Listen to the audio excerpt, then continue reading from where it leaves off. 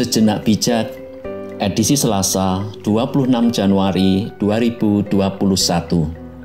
Tema, Ojo Nggege Mongso, oleh Pendeta Santoso Budiharjono MTH.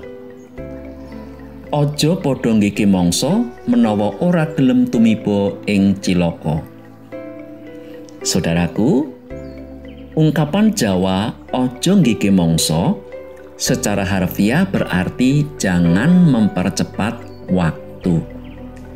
Ungkapan ini merupakan nasihat bijak agar dalam mencapai suatu tujuan atau harapan atau cita-cita, setiap pribadi mampu mengendalikan diri sedemikian rupa sehingga ia tidak tergelincir pada sikap hidup yang salah yang dapat merugikan dirinya sendiri dan orang lain. Dalam kehidupan sosial di masyarakat, kita dapat menjumpai orang yang berperilaku nggege mangsa. Pada era sekarang ini, nggege mangsa identik dengan perbuatan mengambil jalan pintas dalam arti yang negatif. Karena sering melanggar prosedur hukum atau norma-norma tertentu seperti norma kebenaran, kejujuran, dan keadilan. Sikap nggege mangsa selain dapat merugikan diri sendiri, juga dapat merugikan pihak lain. Ambil contoh, seorang pelajar ingin mendapat nilai bagus, tapi tidak mau belajar. Maka ia mengambil jalan pintas dengan mencontek atau minta bantuan temannya dengan iming-iming akan ditraktir semangkok bakso. Betul, dia bisa dapat nilai bagus.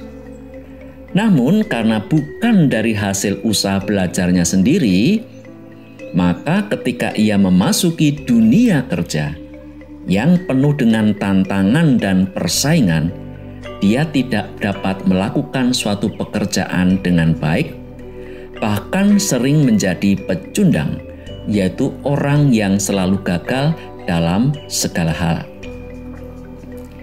Contoh lain, seorang politisi ingin meraih kekuasaan, namun dia tidak memiliki modal sosial dan modal politik yang kuat. Jalan pintasnya ya money politik, suap sana, suap sini, kalau perlu mengerahkan massa bayaran untuk melakukan intimidasi, menebar kebencian, ketakutan, dan kebohongan dengan menjual ayat dan mayat. Alhasil, walaupun dia dapat meraih kekuasaan yang diinginkannya, namun kekuasaannya itu tidak memberi manfaat apa-apa bagi orang banyak. Bahkan, daerah yang ia kuasai mengalami kemunduran yang parah. Contoh lain lagi, seorang karyawan ingin memiliki rumah yang bagus, mobil sport bagus, HP bagus, dan bisa jalan-jalan ke luar negeri setiap kali liburan. Namun, ia tidak mau kerja keras. Jalan pintasnya ya korupsi. Namun sayangnya ia ditangkap KPK. Dipecat dari pekerjaannya, lantas dipenjarakan dan dimiskinkan. Lalu bagaimana dengan keluarganya? Keluarganya hidup dalam bayang-bayang ketakutan, kemiskinan, dan rasa malu yang tiada tara karena sering dicemooh sebagai keluarga koruptor. Emang enak? Mula ya mula, ojo padha nggege mangsa menawa ora gelem tumiba ing cilaka.